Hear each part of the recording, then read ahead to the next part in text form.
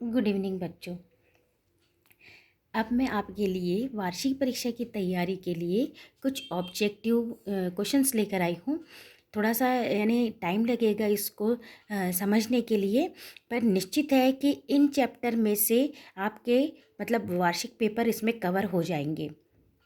कुछ यानी हमारे नए ब्लूप्रिंट के अनुसार इसमें ये दिया है कि बहुविकल्पी या एक शब्द, सही विकल्प और यानी सही जोड़ी, खालिस्तान कौन कौन से लेसन से आते हैं। तो उन लेसन से मैंने 1 नंबर वाले सारे क्वेश्चन जो शॉर्ट वाले हैं मैंने उसमें इसमें सारे कवर कर दिए हैं।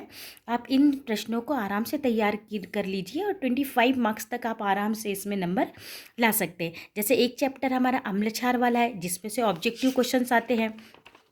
अगला चैप्टर हमारा जीव प्रक्रम का है, इसमें से भी ऑब्जेक्टिव क्वेश्चंस आते हैं। और नियंत्रण, समन्वय, जीव जनन कैसे करते हैं इसमें से भी कुछ चैप्टर्स मैंने अभी लेकर आई हूँ और कुछ चैप्टर में कुछ समय बाद आपके पास में ले आऊँगी। जैसे ये बहुविकल्प देखिए कि नींबू की रस की प्रकृति कैसी होती है, अम्लीय। एक घोल का पीएच मान 4 है, वह कैसा होगा, अम्लीय। क्षारीय घोल का पीएच क्या होगा, पीएच 7 से अधिक होगा। यदि कोई व्यक्ति अत्यधिक भोजन के कारण अम्लता से पीड़ित है तो कौन सा उपचार देंगे, बेकिंग सोडा का विलयन। चाकू द्वारा आसानी से काटी जाने वाली धातु, सोडियम। संतरे में कौन सा अम्ल होता है, सिट्रिक। जिनकी गंध अम्लीय या क्षारीय में बदल जाती है, गंधीय सूचक। क्षारीय विलयन में क्षारक आयन देते हैं, हाइड्रोक्साइड। विरंजक चूर्ण का रासायनिक सूत्र, ये बहुत आईएमपी है, CaOCl2। प्लास्टर ऑफ पेरिस का रासायनिक सूत्र CaSO4 1/2H2O। प्राकृतिक सूचक क्या है, हल्दी। बेकिंग सोडा का रासायनिक सूत्र NaHCO3। वर्षा के जल का पीएच मान जब 5.6 से कम होता है तो वह क्या होता है, अम्लीय वर्षा होती है। सिरके में कौन सा अम्ल होता है, एसिटिक अम्ल। इमली में टार्टरिक। चींटी के डंक में मेथोनोइक। नींबू में सिट्रिक अम्ल। टमाटर में ऑक्जेलिक अम्ल। नेटर एक शासकीय पादप है, इसके डंक में कौन सा अम्ल होता है, मेथोनोइक। धावन सोडा कौन सा लवण है, क्षारकीय लवण है। पीने के पानी को जीवाणु से मुक्त करने के लिए किसका प्रयोग किया जाता है, विरंजक चूर्ण का। क्षार क्या है, जल में घुलनशील क्षारक होते हैं। शल्य चिकित्सा में टूटी हड्डियों को जोड़ने के लिए उपयोग किया जाता है, प्लास्टर ऑफ पेरिस या पीओपी। नाइट्रिक अम्ल व सल्फ्यूरिक अम्ल का 1:3 का मिश्रण क्या कहलाता है, एक्वारेजिया। कोई विलयन लाल लिटमस को नीला कर देता है तो इसका पीएच मान 7 से अधिक होता है। कोई विलयन अंडे के पिसे हुए कवच से अभिक्रिया करके एक गैस उत्पन्न करता है जो चूने के पानी को दुधिया कर देता है, वो कौन सी होती है, HCl। इस तरह से बहुत सारे मैंने प्रश्न ऐसे किए हैं कि आपके जल्दी से जल्दी इसमें कवर हो जाए और आप इसको आराम से याद कर पाए। NaOH का 10 ml विलियन HCl के 8 ml विलियन में ये पूर्ण उदासीन हो जाता है। यदि हम NaOH के उसी विलियन में 20 ml ले तो उदासीन करने के लिए HCl का कितना विलियन लेना पड़ेगा, तो 16 ml। अपच का उपचार करने के लिए किस औषधि का उपयोग किया जाता है, एंटासिड। जल का पीएच मान 7 होता है, अम्लों का पीएच 7 से कम होता है, क्षार का पीएच 7 से अधिक होता है। धात्विक ऑक्साइड प्राय होते हैं, क्षारकीय होते हैं। अधात्विक ऑक्साइड प्राय होते हैं, अम्लीय होते हैं। जल ऑक्साइड होता है, उदासीन होता है। प्रबल अम्ल और प्रबल क्षार से बने लवण की प्रकृति कैसी होती है, उदासीन होती है। प्रबल अम्ल एवं दुर्बल, सिर्फ इतना अंतर है, दुर्बल क्षार से बने लवण की प्रकृति कैसी होती है, अम्लीय होती है। अम्ल एवं क्षार की अभिक्रिया को क्या कहते हैं, उदासीनीकरण। कठोर जल को मृदु करने के लिए किस यौगिक का उपयोग किया जाता है, सोडियम कार्बोनेट। उस पदार्थ का नाम बताइए जो क्लोरीन से अभिक्रिया करके विरंजक चूर्ण बनाता है, बुझा हुआ चूना। जिप्सम का रासायनिक सूत्र CaSO4 2H2O। Bleaching powder CaOCl2। ये ध्यान रखना, विरंजक चूर्ण को ही ब्लीचिंग पाउडर कहते हैं। कभी ये भी पूछा जाता है, ये भी, ये देखिए इसलिए मैंने दोनों नाम लिख दिए। बुझा हुआ चूना Ca ब्रैकेट में OH2 कैल्शियम हाइड्रोक्साइड। लैक्टिक अम्ल किस में होता है, दही में होता है। कौन सा लवण क्रिस्टलन जलयुक्त नहीं होता है, खाने का सोडा। कैल्शियम फास्फेट दांत के एनिमल में उपस्थित होता है, इसकी प्रवृत्ति क्षारकीय होती है। सोने या गोल्ड को विलय करने में प्रयुक्त होता है, अम्लराज। कौन सा कौन सा अम्ल क्षार सूचक दृष्टिबाधित छात्र के लिए उपयुक्त होता है, तो वनीला एसेंस। ये हमारे लेसन 2 के थे बच्चों। अब हम अगले लेसन की तरफ आते हैं। अगला लेसन है हमारा जीव प्रक्रम। जीव प्रक्रम से भी वस्तुनिष्ठ या खालिस्तान वाले प्रश्न पूछे जाते हैं, यानी बहुविकल्पी हम प्रश्नों को कह सकते हैं। चलिए, आमाशय का आंतरिक स्तर की HCl हाइड्रोक्लोरिक से रक्षा किसके द्वारा होती है? म्यूकस के द्वारा। भोजन नली का कौन सा भाग यकृत से पित्तरस प्राप्त करता है? क्षुद्रांत। चावल के पानी में कुछ बूंदे आयोडीन विलयन की डाली जाए तो वह विलयन का रंग नीला काला हो जाता है। चावल के पानी में क्या उपस्थित होता है? स्टार्च। भोजन नली के किस भाग में भोजन का पूर्ण पाचन होता है? क्षुद्रांत। मनुष्य में वृक्क एक तंत्र का भाग होता है, वह क्या कहलाता है? उत्सर्जन। पादप में जाइलम उत्तरदायी होता है जल के वहन के लिए। स्वपोषी भोजन के लिए आवश्यक होता है CO2, जल, प्रकाश और क्लोरोफिल। स्वपोषी पौधे होते हैं और पौधों में प्रकाश संश्लेषण की क्रिया होती है, तो इन चीज़ों की उन्हें आवश्यकता होती है। पाइरूवेट का विखंडन CO2, कार्बन डाइऑक्साइड तथा जल तथा ऊर्जा देता है, वह क्रिया क्या किस में होती है और क्या कहलाती है? माइटोकॉन्ड्रिया में होती है। प्रकाश संश्लेषण की क्रिया पौधे के किस भाग में होती है? पत्ती में। यह प्रश्न भी कई बार पूछा जाता है। फेफड़े स्थित होते हैं वक्षगुहा में। वे सभी प्रक्रम जो सम्मिलित रूप से अनुरक्षण का कार्य करते हैं वो क्या कहलाता है? जीव प्रक्रम। ऊर्जा के स्रोत भोजन को बाहर से शरीर के अंदर ग्रहण करता है। पोषण। शरीर के बाहर से ऑक्सीजन ग्रहण करना तथा कोशिकीय आवश्यकता अनुसार खाद्य स्रोत के विघटन का उसका उपयोग करना क्या कहलाता है? श्वसन। भोजन तथा ऑक्सीजन को शरीर के अंदर एक स्थान से दूसरे स्थान ले जाने के प्रक्रम को क्या कहते हैं? वहन या संवहन। शरीर में उपस्थित अपशिष्ट, हानिकारक एवं विषैले पदार्थों का शरीर से बाहर निकालने की प्रक्रिया क्या कहलाती है? उत्सर्जन। मनुष्य में परिसंचरण तंत्र कैसा होता है? दोहरा होता है। वृक्क की संरचना इकाई क्या होती है? संरचनात्मक इकाई नेफ्रॉन। भोजन का स्थानांतरण होता है किसके द्वारा? फ्लोएम के द्वारा। रक्त का थक्का जमना पाया जाता है प्लेट्स। स्वपोषी हरे पौधों में होता है। विषमपोषी हिरण। परजीवी पोषण होता है जोंक में। भोजन का रिक्तिकाओं में पाचन होता है पैरामेशियम में।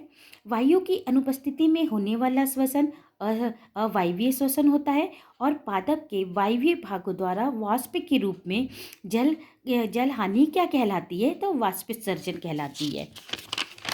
ये इन सारे प्रश्नों को अगर आपने तैयार कर लिया तो आपके बहुत सारे प्रश्न कवर हो जाएंगे और ये एक एक शब्द के उत्तर है तो हमें याद करने में इसे ज़्यादा टाइम भी नहीं लगता।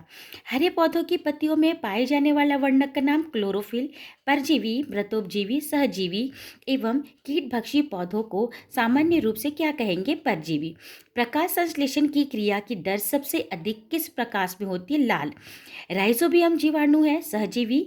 वसा को वसी अम्ल में बदलता है लाइपेज। जल का अवशोषण कहाँ होता है? बड़ी आंत में। सहजीविता का उदाहरण क्या है? लाइकेन। कीटभक्षी पौधा है यूट्रिकुलेरिया या कलश पादप। ऑक्सीश्वसन के दौरान एक अणु ग्लूकोज से ऊर्जा मुक्त होती है 38 ATP। क्रेब्स चक्र की क्रिया संपन्न होती है माइटोकॉन्ड्रिया के अंदर। श्वसन क्रिया होती है ऑक्सीकरण। ग्लाइकोलाइसिस की प्रक्रिया में ग्लूकोज का अणु विघटित होकर क्या बनाता है? तो पायरुविक अम्ल।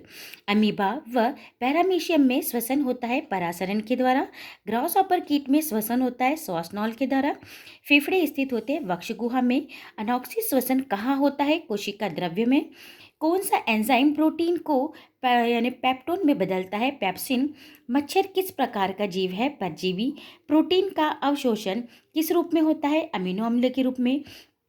अमीबा किस प्रकार का जीव है? एक कोशिकीय। ठोस रूप में भोजन ग्रहण करने की विधि को क्या कहते हैं? प्राणी संपोषण। कोशिका का विद्युत ग्रह कहलाता है माइटोकॉन्ड्रिया।